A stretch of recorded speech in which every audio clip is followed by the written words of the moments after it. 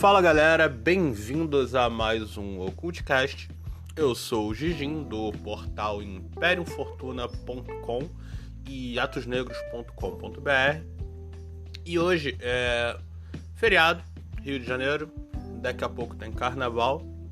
E uma coisa que eu tenho reparado é que nesses últimos dias eu tenho trabalhado bastante no computador e eu tenho ouvido uma rádio que fica online 24 horas no YouTube, que é Loli Hip Hop alguma coisa. É uma rádiozinha que fica tocando umas músicas ambientes e fica só o desenho de uma garotinha escrevendo num caderno.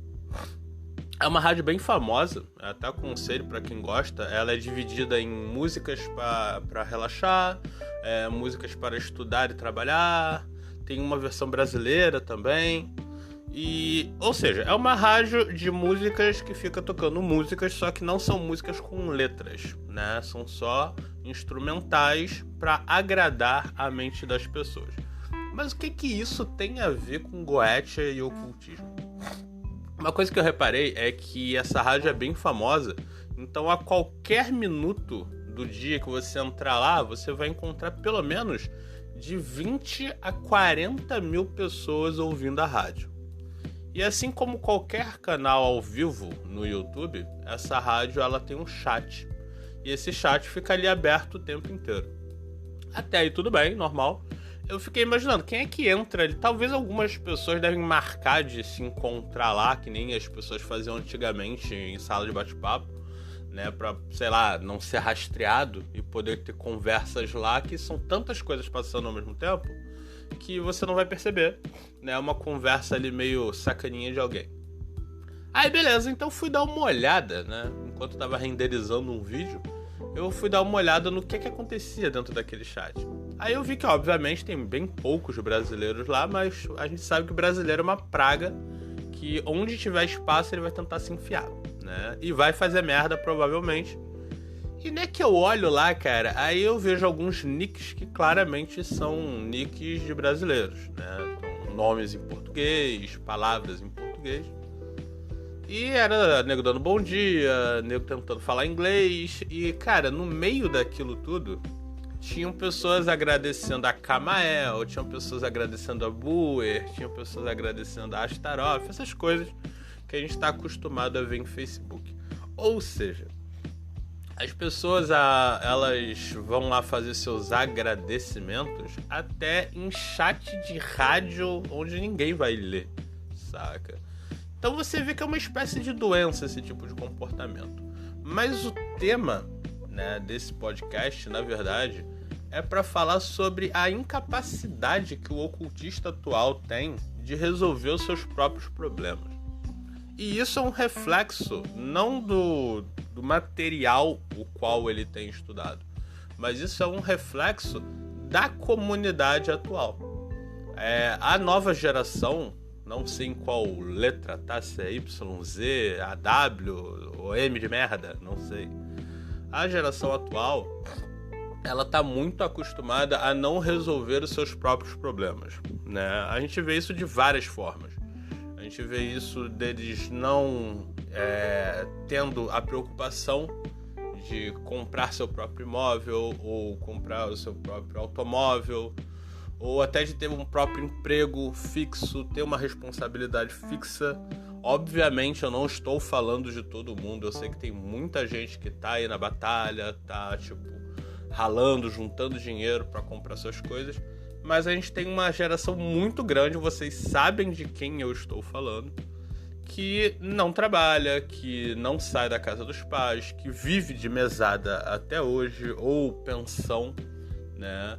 Ou alguma coisa parecida com isso, e acredita que isso é hiper normal, e algumas pessoas até tentam viver de pensão, eu chamaria de esmola do governo. Então o que acontece? Esse tipo de pensamento, ele se expande não só, obviamente, na vida social, mas como também na vida oculta da pessoa.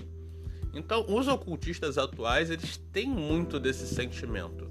A gente encontrava um pouco disso há uns anos, vamos botar uns 20 anos atrás, na época onde a religião afro estava muito em alta. Então você tinha terreiros de macumba em tudo que era canto, todas as favelas pertenciam aos terreiros de macumba, vamos colocar assim, né? E as pessoas, elas tinham muito esse apego. Porém, uma grande diferença é que nos cultos de, vamos chamar de religiões afro, as pessoas, elas não tinham só esse desejo de receber algo, como elas também tinham a sua idolatria presa àquilo. Então você não bastava apenas fazer um pedido para um Exu, para um santo, para um orixá. Você, além de fazer isso, você tinha que pagar por aquilo depois e você tinha que adorar aquele santo, respeitar aquele santo. Então você tinha uma idolatria, certo? Mas já começava a nascer aquela necessidade de, mano, se eu não consigo, tem quem consiga, basta eu me ajoelhar e pedir que vai rolar. Lembrando que isso também acontece desde o catolicismo, etc. Porém, perceba uma coisa. Normalmente, quando uma pessoa... Normalmente, não é todo mundo não, porque a gente tem os crentes. Eu não vou falar de crente, porque eu não gosto de falar de... vocês sabem do que. Então, o crente, por exemplo, ele até tinha, assim, lá o seu panteão. Ele tinha os seus santos, ele tinha o Jesus, eles tinham o próprio Deus e tinham os anjos. Só que, ao contrário de quem era do culto afro, a galera que cultuava Jesus, santo e anjo, etc., eles faziam os pedidos, adoravam a vida inteira aquele santo, porque já era quase que algo social, era normal você nascer católico ou você nascer evangélico, e você esperava pela sua vida inteira que você fosse ouvido. Se você não fosse ouvido, tu continuaria sendo católico, evangélico e etc. Porém, já nas religiões afro, você já tinha uma certa cobrança maior em cima da entidade, porque você falava, olha só, eu vou pagar, então eu quero isso em tanto tempo.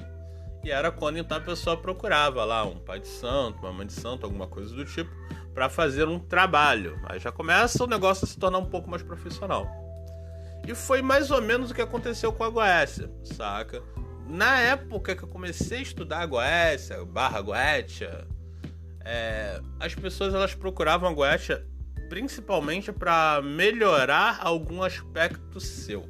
Então você chamava um bicho que era responsável por coragem, porque você queria amplificar a sua coragem, você queria aprender com ele a ser mais corajoso. Você chamava um bicho que era responsável por sabedoria, porque você queria aumentar a sua sabedoria. E você não chamava um bicho e falava, vai lá e mata ele, tipo um cão, sacou? Mas é isso que acontece hoje em dia. As pessoas hoje em dia na Goécia, elas estão realmente contratando, como a gente falava, de pokémons, só que, na verdade, o que elas estão fazendo é tratando a Goécia como se fosse macumba, certo? Muita gente detesta quando eu falo isso, principalmente quem é do culto afro, porque eles acham uma falta de respeito. Mas a falta de respeito não é eu falar que as pessoas estão fazendo isso, é as pessoas que fazem isso. As pessoas têm que entender que os orixás, os exus e etc., eles são um panteão totalmente diferente do que a gente encontra no Lemegeton.